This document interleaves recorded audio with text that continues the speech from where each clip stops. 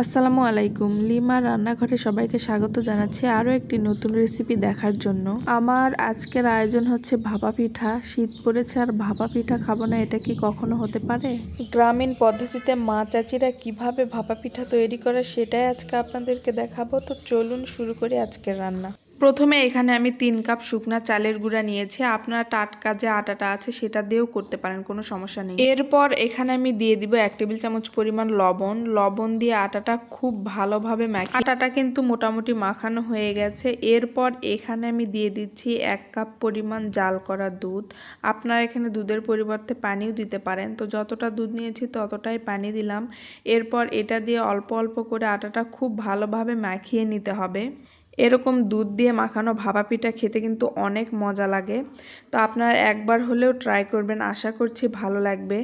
তো অল্প অল্প করে দুধটা দিয়ে আমি খুব ভালোভাবে মাখিয়ে নিয়েছি। এরকম যখন দানা দানা ভাব হবে তখন বুঝবেন যে মাখানো হয়ে গেছে।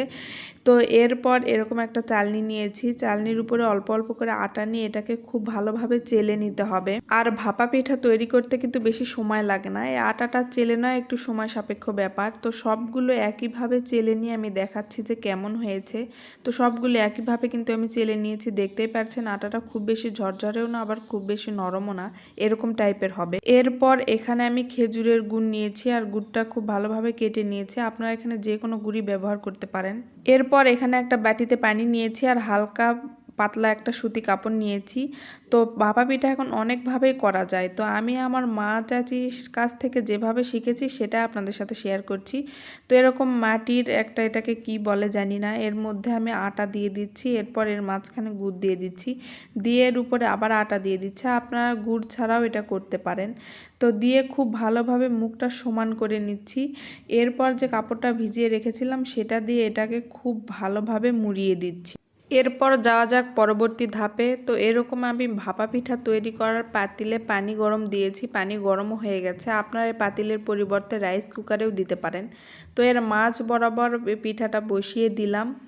এরপর যে কাপড়টা, সুতি কাপড় দিয়ে আমি মুড়িয়ে নিয়েছি, কাপড়টা একটু ছড়িয়ে নিয়ে এর মাঝখান থেকে এই মাটির ছাঁচটা উঠিয়ে নিচ্ছি।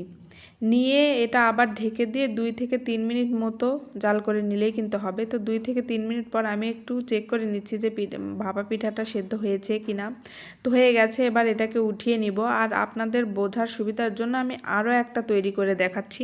আর পিঠা তৈরির যদি কোনো সহজ রেসিপি থেকে থাকে তাহলে কিন্তু সেটা ভাপা পিঠার মতো সহজ পিঠা রেসিপি কিন্তু আর নেই। তো বানাতে বানাতেই কিন্তু অর্ধেক শেষ হয়ে গেছে। আমি আপনাদেরকে দেখানোর জন্য বাকি কয়েকটা ভাপা পিঠা রেখেছিলাম, পিঠাগুলো এতটাই মজা হয়েছিল। তো দেখতেই পাচ্ছেন মাত্র বাকি কয়েকটা রেখেছি যে দেখানোর জন্য। তো এই পদ্ধতিতে আপনারাও তৈরি করতে পারেন, আশা করছি আপনাদের ভালো লাগবে। ভালো লাগলে প্লিজ আমার চ্যানেলটা সাবস্ক্রাইব করবেন। তো আজ এ পর্যন্তই, দেখা হবে পরবর্তীতে নতুন কোনো ভিডিও নিয়ে, নতুন কোনো রেসিপি নিয়ে।